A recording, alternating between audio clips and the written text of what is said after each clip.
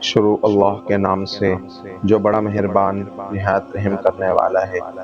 آج آپ حضرات کے لیے بہت اہم پیغام، جیسا کہ 15 شعبان آ رہا ہے اور بہت سے لوگوں نے اسٹیٹس پر معافی نامہ لگایا ہے، کیا ایسے معافی مل جاتی ہے؟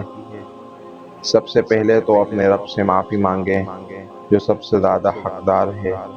ہم نے اپنے نفس کے پیچھے اپنے رب کی بہت نافرمانیاں کی ہیں۔ وہ رب بہت رحیم ہے، وہ آپ کو معاف بھی کر دے گا۔ اور ان نمازوں سے معافی مانگیں جن کو آپ نے پڑھا ہی نہیں۔ قرآن پاک سے معافی مانگیں جس کا آپ نے حق ادا ہی نہیں کیا۔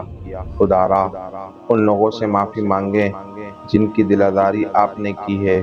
ان سے معافی مانگیں جو آپ کی وجہ سے پریشان ہیں۔ ان سے معافی مانگیں جن کی زندگی آپ کی وجہ سے برباد ہوئی۔ اور آپ اپنے والدین سے معافی مانگیں جن کی نافرمانی آپ کرتے ہیں۔ ان اپنوں سے معافی مانگیں جو ناراض ہیں۔ اسٹیٹس پر یا میسج پر معافی نامہ لکھنے سے معافی نہیں ملتی، ان کے پاس چل کر جائیں، جا کر معافی مانگیں اور پھر آخر خود سے بھی معافی مانگیں، کیونکہ ہم سب سے زیادہ تکلیف خود کو ہی دیتے ہیں، ہم سب سے زیادہ ظلم خود پر ہی کرتے ہیں۔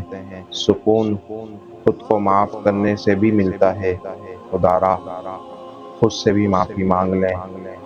دعا گو بندہ محمد معین الدین۔